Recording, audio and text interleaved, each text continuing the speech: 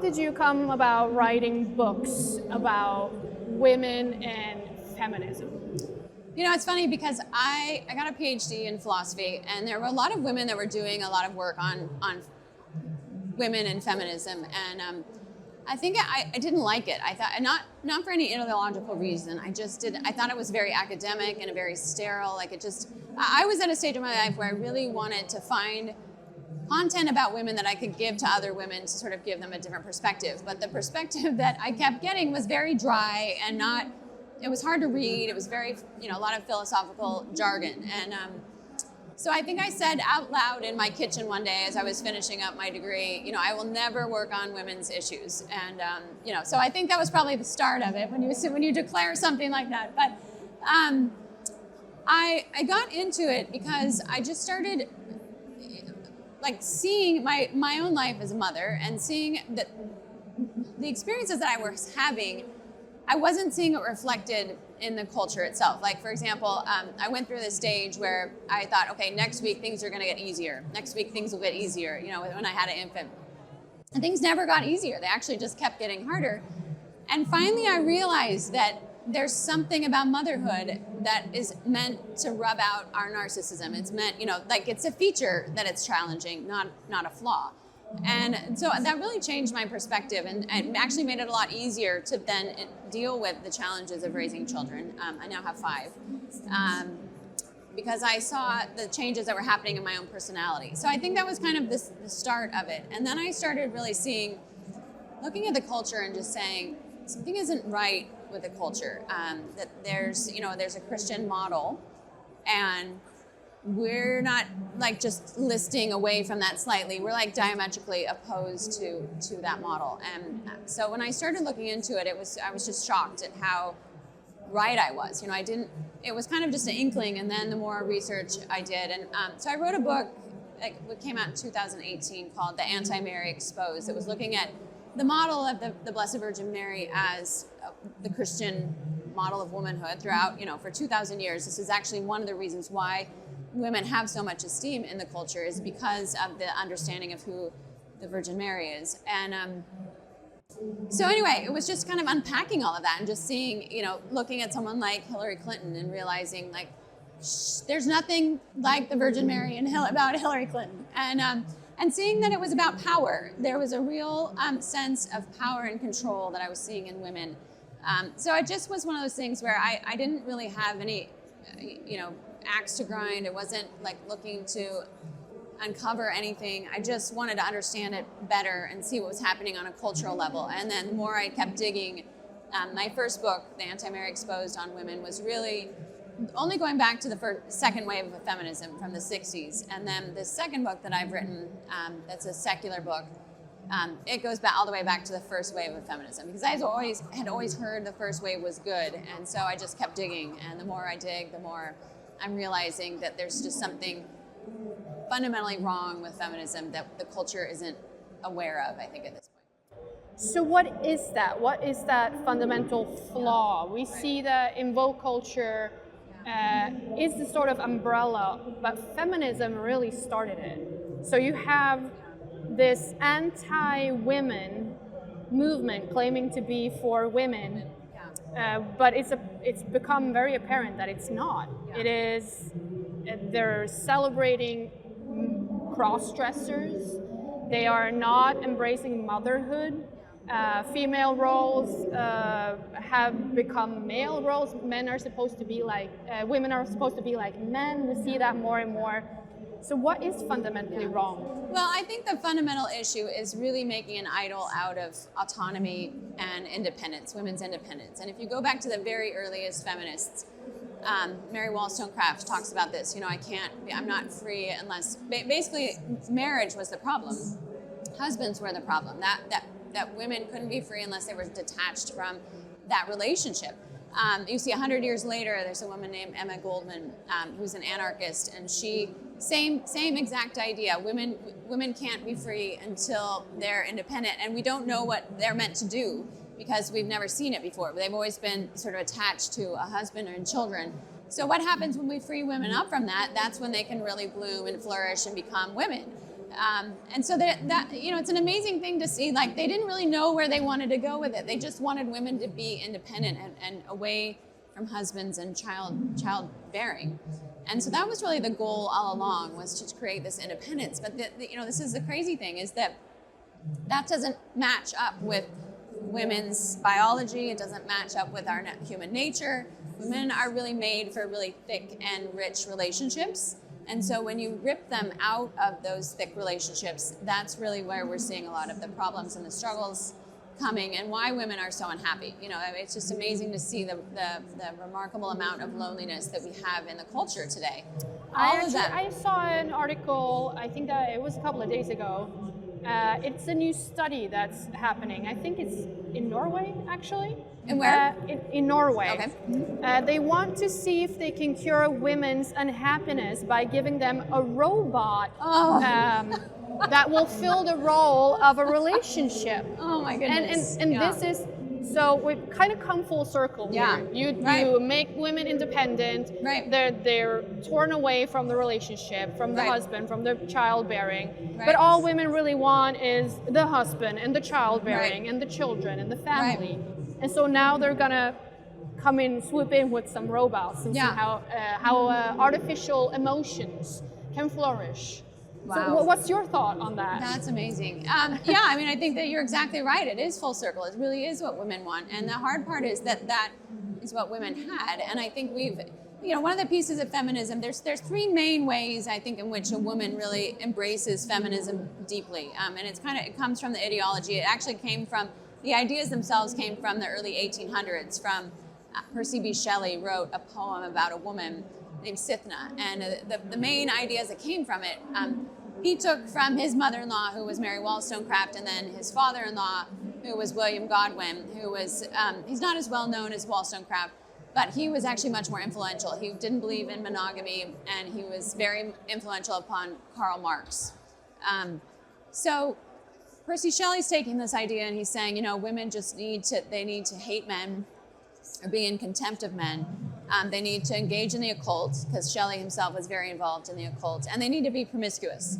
And those three things I kept finding throughout my research over and over and over again. And the big thing that I think is just so ironic to me in this age of safetyism is the promiscuity piece, because that's the one part that's sort of the entree for so many women, just free love and the hookup culture and all of that. And very rarely is there any kind of recognition of how unhealthy that is for women on an emotional level, physical level. STDs are rampant. There's so many problems that come from that. Of course, unplanned pregnancies, for which we then need abortion, to take care of. So you can just see this whole trail of things that are following from promiscuity.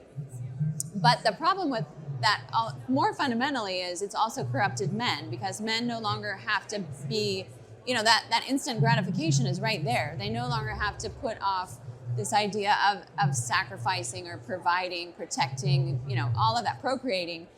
None of those things have to happen anymore.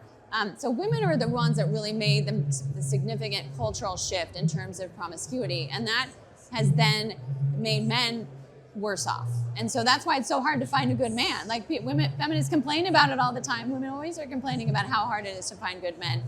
But the cycle really started when women changed. And it's a remarkable thing, because men are certainly still capable of monogamy, but it's not something that can happen overnight. It's got to be, men that are raised that way, or that have a deep connection with their faith, or that there's some deeper thing that they're connecting with that allows them to see the importance of that sacrifice. And that's not what the culture is really promoting. So rather than try to fix men, why don't we just make robots and turn them into the ideal, program them to be the ideal man? So I think it's really amazing, no small irony there that, we wanted to get rid of men as they were, and now we're going to recreate them in, this perfect vision. So it's amazing. It's absurd, and it's true what you say. It's hard to find good men. And we have the dating culture. I see it over and over and over in my generation, and also a younger generation. Like you said, it's hard to find a good man. But there is a slight shift, though, with the younger generation. Yeah. They are more committed to their faith. They are more conservative. they are looking for partners in other places, not the dating apps Right. and that sort of thing. So how do you view that? Is that a rebellion against Yeah. the norms, or what is Yeah, it? no, I think it's a hugely exciting development that I've just been so happy to see. And we saw it in the United States really specifically in terms of this last election with the way young men were voting. It was very different than their fathers had voted and grandfathers. I think they're just seeing feminism hasn't worked. It's not making their fathers happy. It's not making their grandfathers happy. That's not making their women on their maternal line better women. I think it just ends up really, they're seeing that it's about power and control, and they don't want that for their future. They want something richer with some depth to it. And so I think it's exciting to see there's not that attachment to it. We see that with women a little bit more too, that there isn't this attachment to the word feminism itself. And it's kind of there, you're kind of letting go of it. The hard part though is that they've absorbed so much of feminism, they don't really realize what has come to them that's actually from that ideology, and that is still wreaking havoc on their lives.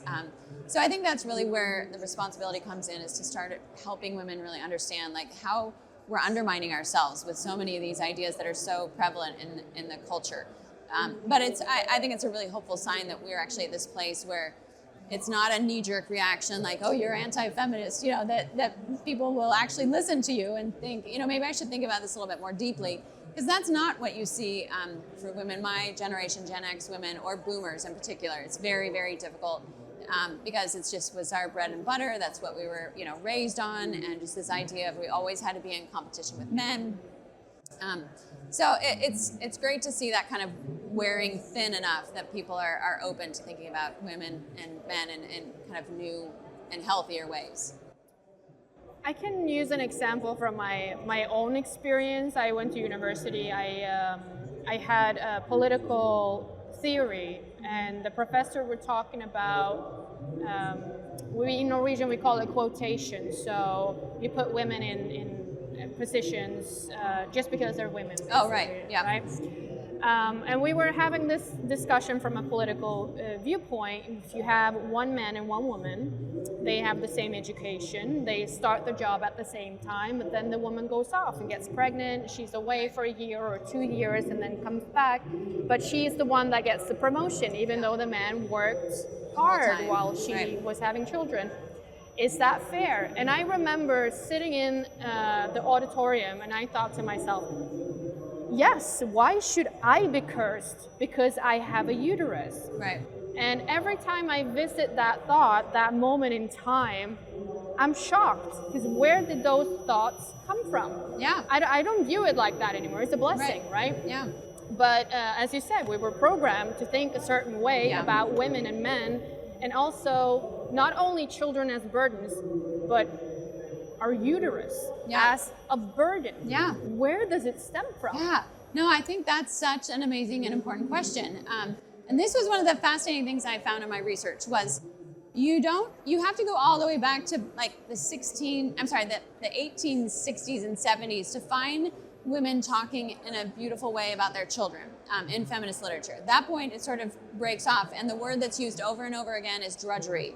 So it was like they had this word, this focus that they wanted to like eradicate the drudgery of motherhood, and that was just what they hammered down everybody's throats. And it was picked up again by the socialists, it was picked up by the communists, and it was used against certainly people that were influenced by communist cultures, but it was certainly used in the West in a more attractive kind of way.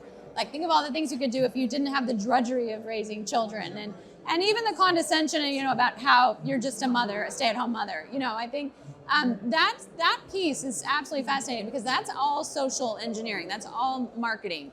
It's all a kind of grooming where we were led to believe that it's less than to actually be a mother. And I think, my experience is that being a mother has actually made me a much better person, because I had to grow in virtue. I had to stop being so focused on myself. I had to focus on somebody else. I had to do things that I would never do for any other person in my life, up in the middle of the night, nursing around the clock, all of those kinds of things that made me a much better person, and obviously a lot easier to be around, and more giving and selfless.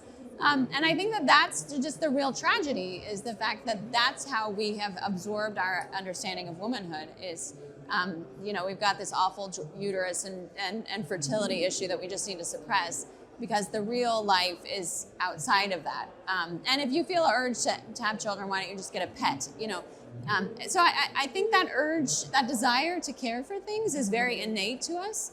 And it's just tragic that we've vilified the very people that we are meant to care for. And I think that's one of the other interesting things about feminism, is it sort of says you need to care for people out there who are not part of you. Like there's this kind of social justice aspect of it. Let me care for the orphans in Africa or something, or the starving in Africa. Meanwhile, I can't care for my own child, who's the one that I'm closest to.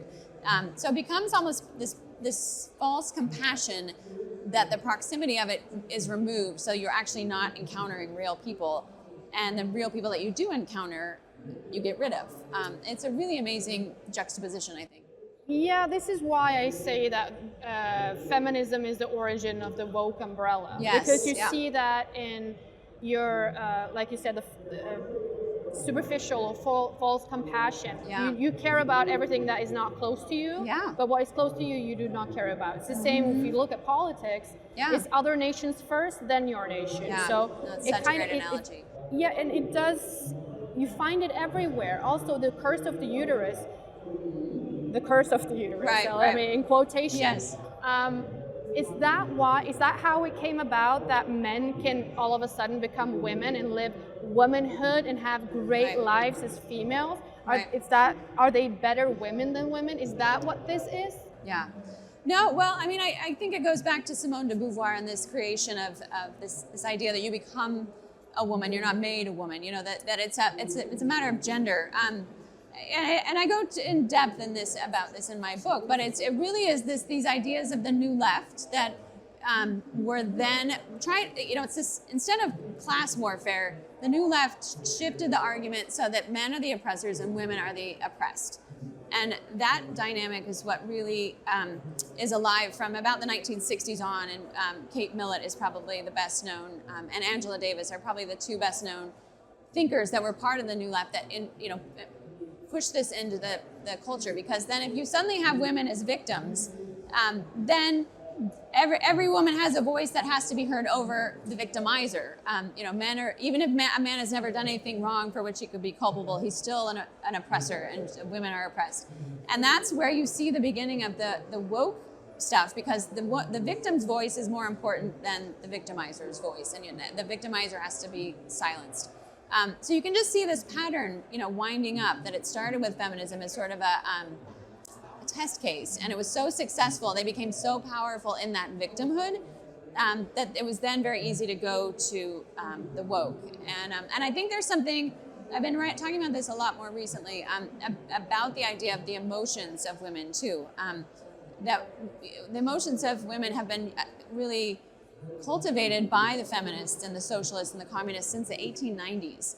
And they want women to be angry. And this is why so many women are angry. It's the women's marches and things like that you go to. You very rarely see very pleasant, happy feminists. It just doesn't really go together. And it's incredibly intentional, because angry women will be more proactive, but angry women also create this environment in which nobody wants to fight them, because their anger isn't something that you can rationalize with. You can't talk with someone who's that angry. They just sort of shout you down, and then there's no conversation. It's nothing rational. So it's a pretty amazing thing when you start looking at the mechanisms of it, and to see how much feminism really laid the groundwork for the woke, and then of course the trans movement following it. And I think the thing that nobody was really counting on with the trans movement was that it just went too far. It was just this bridge too far, and people were like, "This is just not healthy." There's some, and even the people that are transitioning back now are talking about that, and just the malpractice that's involved in it, in order to sort of create this mirage that you are something that you are not. So, yeah, it's all connected. But again, none of the newer stuff could have happened without that feminist foundation. You've written a book, and The End of Woman. Is it the end of women, or are we seeing women come back? I think we have a choice. I think, it's one of those things where we can keep going with the ideology. We keep sterilizing ourselves. We can keep pretending that our lives are going to be better the more we mimic men, and not good men, but bad men, who don't care about others, and are focused on our careers and are focused on our own profession. I think that we're really at a crossroads where, and gratefully, we're seeing a lot of people respond and say, enough of this. When they start really seeing all the pieces and how they fit together, like, I'm not going to allow myself to be manipulated anymore, because that really is what it has been. Is our emotions are being manipulated, our lives are being manipulated, and I think people are beginning to say, like, just enough of this. And it certainly helps to have a lot of different voices saying this now in a lot of different ways. But yeah, had I known that I would get into so much trouble for really pointing out, the historical roots and the philosophical roots of what feminism has become, or has always been, I think I probably would have thought twice about actually getting involved in it. Probably would have pursued other things. But I think it's really, at the end of the day, it's so necessary. And I obviously want to create a better environment for my own children. I have 2 daughters and 3 sons, and create a place where their complementarity as male and female can really be honored and respected, instead of the boys feeling guilty about being boys and the girls feeling like there's this power vacuum into which they have to live their lives. So I think that we've got great hope. So yeah, you said you would think twice about doing it again, because you did get canceled. Yeah, I've had books canceled. I've had all kinds of social attacks, the Twitter pile-ons and things like that happen pretty frequently. So yeah, it's pretty amazing, when you step out of what people's comfort zones and you really start saying, look, there's a problem here, and I'm not going to accept the status quo, and we've got to start getting back to something that's really healthy and beautiful again. And people don't like hearing that, what they've been doing and how they've the ideology that they've put their whole life into has got some fatal flaws, and it's hard. Do you see a path forward, though? Are you gonna write the book, The Rising of the Woman, again? Do you see that in the future? What I see is a real hunger for women to understand what it means to be a woman, and I think that's an exciting aspect. That's actually one book I do eventually want to write, is kind of the positive attributes of womanhood. Because when you start talking about them and you start thinking about women from literature who really inspire you, I think every woman has a different set of things that are going to inspire her in different ways, but they usually have a kind of a template. They're usually women that when you're with them, they're present to you, and that you feel like you're seen, you feel like you're heard, you feel like they build you up somehow, you feel like you go away from your engagement with them as a stronger, better person. You know yourself better. There's something healthful about the engagement with them that just you both want more of in a healthy way. But you also feel like it's helping push you out of the nest a little bit more into the world and what it is that you're meant to do. So I think when we start talking about those kinds of things, it's very exciting, and I think women, are hungry for that. And I know that as for a fact, just based on articles that I've written, and the parts that get read the most are those pieces of show us what it really means to be a woman, because we don't have great models in the culture now. We have a lot of really superficial and narcissistic women who are modeled before us. But then when you find that really soulful woman, I think that's what people are drawn to. And there's a reason they're drawn to it, because it's something that is again, that rich relationship that women are engaged in and can build with. So I think that's, eventually I'll get around to writing something about that. Sounds lovely. Where can our audience go to find your books, Carrie? So the best place is probably my own Substack at Carrie Gress. And then I have a website and blog called theologyofhome.com. And we also have a Substack as well. So those are probably the best places to find me. And I have a website also called carriegress.com that usually has all of my articles and books as well. So kind of a number of places. Well, on behalf of conservative women, I thank you for your contribution. It's important. We see a shift, like I said, in young people, but there is still a gap that needs to be filled, and hopefully we'll come around to it, and a voice like yours is helpful to that. So thank you very much. Oh, thank you, Rebecca. It's been great to chat with you.